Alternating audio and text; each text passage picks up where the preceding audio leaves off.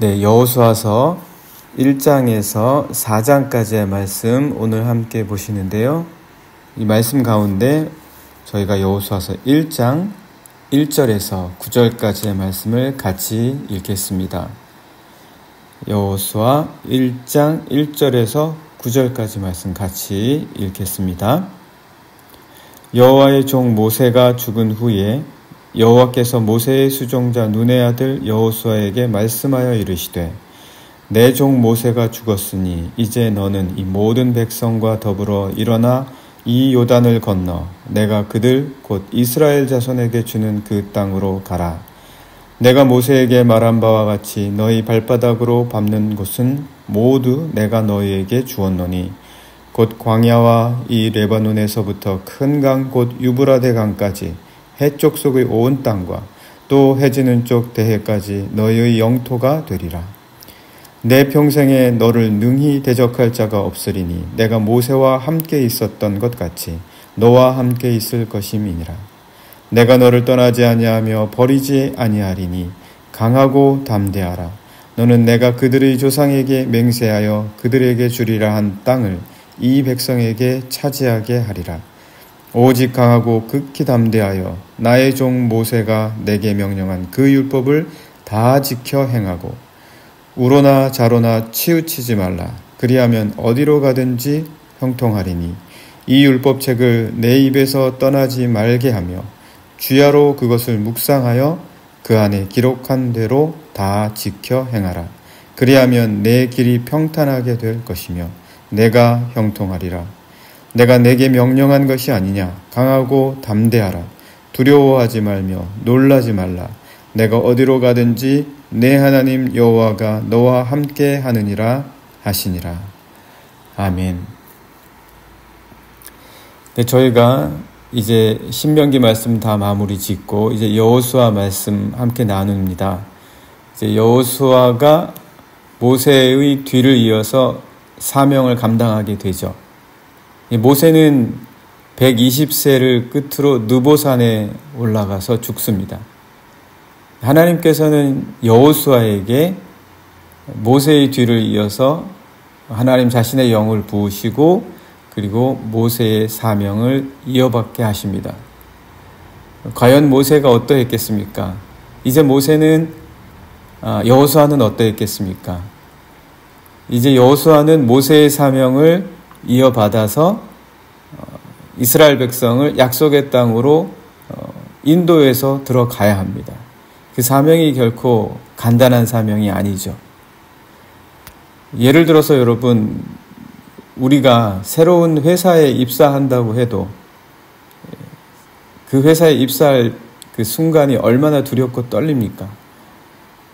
그렇지 않습니까? 그리고 새로운 학교에 전학을 간다거나 아니면 입학을 새로 한다고 해도 그 첫 순간이 굉장히 긴장되고 그리고 굉장히 떨리죠. 두렵습니다. 사람들 앞에 서서 뭔가 한다는 것 자체가 사실 간단하고 쉬운 일이 아니지 않습니까? 그럼에도 불구하고 지금 이 여호수아는 장정만 60만입니다.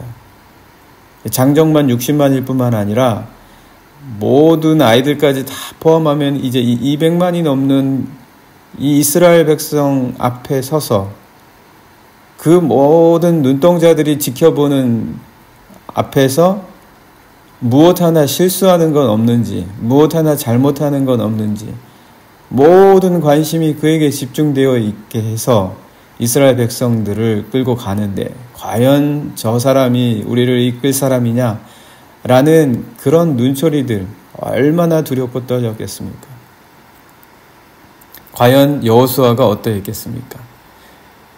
모세가 죽지 않고 그래도 나이가 들어서도 옆에서 같이 있어주면서 도와주는 이로 남아있기만 하더라도 상황은 좀 다를 수 있었겠죠. 모세의 리더십이다 아니면 모세 자체를 의지해서 여호수아가 그 일을 한다는 것은 더 쉬웠을 수도 있었을 것입니다. 그런데 이거는 그런 상황도 아니거든요. 모세는 이제 죽었습니다. 어디에 묻혔는지 모릅니다. 모세의 의지, 그리고 모세가 이런 상황에서는 어떤 판단을 내릴까? 사람들이 모세를 또 생각하고 기억해낼 수도 있거든요. 그런 모든 상황에서 과연 여호수아가 이 모든 상황들을 어떻게 감당해낼 수 있겠냐? 자, 이런 상황에서 그의 책임은 정말 크고 무거웠을 것입니다. 이때 하나님께서 여호수아에게 몇 가지 가르침을 주십니다.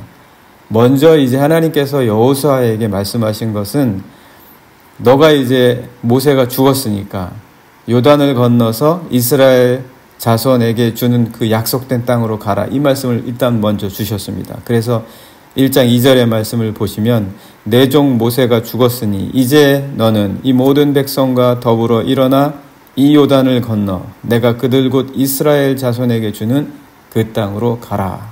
이 말씀을 주셨습니다. 그래서 이제 이 사명을 분명히 해서 가게 되는데 그 땅의 영토가 어디까지 이르르는지 하나하나씩 다 밝혀주셨습니다. 그래서 이제 그 땅으로 가게 되는데 하나님은 약속을 주시는 거예요. 내 평생에 너를 대적할 자가 없으니까 너는 모세가 나와 함께 거하였던 것처럼 너도 강하고 담대하게 나아가라. 그런 말씀을 주시는데 먼저 하나님께서 주신 가르침 중에서 가장 중요한 것이 있다면 이 말씀입니다. 오늘 우리에게도 정말 감당해야 할 그런 사명이 이제 갑자기 주어졌을 때 과연 하나님께서는 나에게 이 사명을 감당하기 위해서 요구하시는 것이 무엇이냐? 가르쳐 주시는 것이 무엇이냐? 그것을 이 여호수아를 통해서 우리도 볼 수 있다라는 거죠. 하나님께서 여호수아에게 먼저 말씀해 주시고 그리고 요구하셨던 것은 첫 번째로 강하고 담대하라는 것입니다. 강하고 담대하라. 아주 적절한 말씀일 수 있죠. 여호수아는 지금 심히 두렵고 떨렸을 수 있으니까 강하고 담대하라. 이거는 정말 여호수아에게 주시는 말씀이고 여호수아의 상황에 딱 맞는 말씀이라고 할 수가 있습니다. 이걸 요구하시는 거죠. 강하고 담대하라. 제가 강하고 담대하겠습니다. 그렇게 물론 말한다고 해서 당연히 강하고 담대해지는 것은 아니겠지만 하나님께서 지금 나에게 이것을 명령하고 계시는구나 라고 더 스스로를 고치시킬 수는 있습니다. 그래서 7절의 말씀을 보시면 오직 강하고 극히 담대하라. 오직 강하고 극히 담대하라. 이것이 하나님께서 주신 말씀, 첫 번째 요구하시는 것이었다. 그리고 이제 그 다음으로 하시는 말씀이 뭡니까? 그 다음으로 하시는 말씀이 나의 종 모세가 내게 명령한 그 율법을 다 지켜 행하고 우로나 좌로나 치우치지 말아라. 두 번째 말씀하신 것은 그 명령을 다 지켜 행하되 모세가 전한 그 율법을 다 지켜 행하되 좌로나 우로나 치우치지 마라. 여기 치우치지 마라. 이게 정치적 이념을 말하는 것이겠습니까? 너무 극우로도 가지 말고 너무 극좌로도 가지 마라. 중도의 실용적인 노선을 취해라. 이런 말씀이겠습니까? 이렇게 이해하는 분들도 계시기는 합니다. 그런데 이제 정치적인 맥락에서 한번 보자는 거죠. 이 말씀의 전체적인 컨텍스트 안에서 보자. 그러면 여기서 하나님께서 율법을 다 지켜 행하는데 우로나 좌로나 치우치지 마라. 이 말씀이 도대체 어떤 의미냐? 이 당시 모세의 캠프 안에도 이 여호수아의 캠프 이스라엘 진영 안에도 우와 좌가 있었겠습니까? 어떤 의미냐? 여기 우로나 좌로나 치우치지 마라. 여기에 대한 번역이 공동 번역에서는 이렇게 되어 있습니다. 한눈 팔지 말아라. 한눈 팔지 말아라. 사뭇 다르죠. 우리가 받아들이는 게 사뭇 다릅니다. 좌로나 우로나 치우치지 마라. 이 말씀의 번역이 공동 번역에서는 한눈 팔지 마라. 그러니까 눈을 너무 우측이나 너무 좌측이나 보게 되면 한눈 팔지 않겠습니까? 봐야 되는 걸 봐야 되잖아요. 봐야 되는 걸 보지 못하고 다른 곳을 보지 말라는 거죠. 하나님께서 여호수아에게 당부하시는 겁니다. 여호수아야, 너가 이제 이스라엘 백성을 이끌고 가나안 땅으로 들어갈 때 봐야 될 것을 제대로 봐라. 봐야 될 것을 놓친 채 엉뚱한 곳을 바라보지 마라. 이게 내가 너에게 요구하는 것이다. 내 백성을 이끌고 약속의 땅으로 갈 때에 내가 너에게 요구하는 것, 한눈 팔지 말고 엉뚱한 것 바라보지 말고 보아야 할 것을 봐라. 괜히 엉뚱한 것에 마음 상하지 말고, 괜히 엉뚱한 것에 신경 쓰지 말고, 괜히 엉뚱한 것 때문에 시간 낭비하지 말고, 너가 마땅히 보아야 할 곳을 온전히 바라보도록 해라. 이게 하나님께서 여호수아에게 당부하시는 것이었다. 그러면 어떻게 된다는 겁니까? 그러면 내가 어디로 가든지 형통할 것이다. 내가 어디로 가든지 형통할 것이다. 하나님께서 요구하시는 세 번째 것. 어떻게 보면 이거는 약속의 말씀이기도 하죠. 어디로 가든지 그렇게 하면 형통할 것이다. 그가 꼭 알아야 될 것, 이래야 어디로 가든지 형통한 것이지 다른 방법은 없다. 이 말씀을 주시는 겁니다. 이렇게 세 가지를 하나님께서 여호수아에게 7절의 말씀을 통하여서 분명히 말씀해 주십니다. 내가 너 이제 약속의 땅으로 들어가는데 이스라엘 백성을 이끌고 들어갈 때 너에게 요구하는 것 세 가지가 있다. 첫 번째, 강하고 담대해라. 두 번째, 율법을 행할 때 좌로나 우로나 치우치지 말아라. 세 번째, 그러면 내가 어디로 가든지 형통할 것이다. 이 세 가지를 꼭 기억해라 라고 말씀하시면서 그 이후에는 그것을 하나하나씩 풀어서 좀 더 자세하게 설명을 해 주십니다. 그게 이제 8절, 9절의 말씀입니다. 8절, 9절 말씀 보시면 이 율법책을 내 입에서 떠나지 말게 하며 주야로 그것을 묵상하여 그 안에 기록된 대로 다 지켜 행하라. 그리하면 내 길이 평탄하게 될 것이며 내가 형통하리라. 내가 내게 명령한 것이 아니냐. 강하고 담대하라. 두려워하지 말며 놀라지 말라. 내가 어디로 가든지 내 하나님 여호와가 너와 함께 하느니라. 자, 여러분, 우리가 한번 생각해 볼 필요가 있습니다. 이제 이스라엘 백성들이 약속의 땅을 향하여 이 요단을 건너가게 되면 그때부터는 전쟁입니다. 물론 이 요단 동편에서도 이미 바사랑 그리고 아모리의 두 왕 옥과 시온을 전쟁을 해서 싸워서 이겼죠. 그러니까 점점 약속의 땅에 가까이 올수록 전쟁이 치열해진다는 것입니다. 뭔가 약속을 성취하기 위하여 목적에 더 가까워질수록 더 치열한 전투가 벌어지는데 지금 이 전투에 앞서서 모세는 죽고 여호수아만 남았습니다. 사실 여호수아는 모세의 수행자였습니다. 사람들의 머릿속에는 여호수아는 그저 수행자의 한 사람일 뿐이에요. 지도자가 아닙니다. 그저 수행자의 한 사람일 뿐인 한 번도 입증된 자가 없었던 과연 그가 이 모든 것들을 할 수 있을 것인가? 과연 이 엄청난 책무를, 모세도 이 직전에 죽었는데 과연 그가 사라진 지금 여호수아가 이 엄중한 책무를 다 감당해낼 수 있는가? 이 순간에 하나님께서 이 말씀을 하신다는 거죠. 바로 전투가 코앞이고 그리고 한 번도 경험해보지 못한 이 놀라운 사명이 주어졌는데 바로 그 앞에서 강하고 담대하라. 맞는 말씀인 것 같습니다. 그런데 율법을 행하여 좌로나 우로나 치우치지 마라. 과연 이것이 맞는 말씀이냐? 우리가 지금 시험이 코앞인데 아주 실질적인 예를 들자면 시험이 코앞인데 예배를 드려야 되냐? 시험이 코앞인데 지금 예배를 드려야 되고 그리고 엄청난 일이 있는데 하루 1시간도 아까운데 지금 하나님께 내가 늘 해오던 기도의 시간을 지켜야 되냐? 정말 새로 만난 친구들과 첫 순간을 보내면서 즐거운 파티를 하기로 되어 있는데 이 순간에 주일이 있네. 이 예배에 내가 가야 되냐?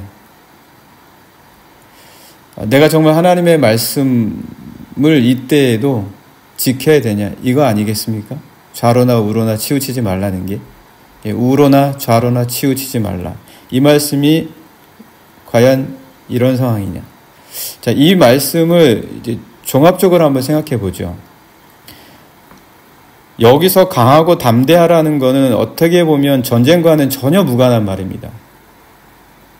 왜냐하면 강하고 담대해서 전쟁에 나아가라 라는 말씀이 아니거든요.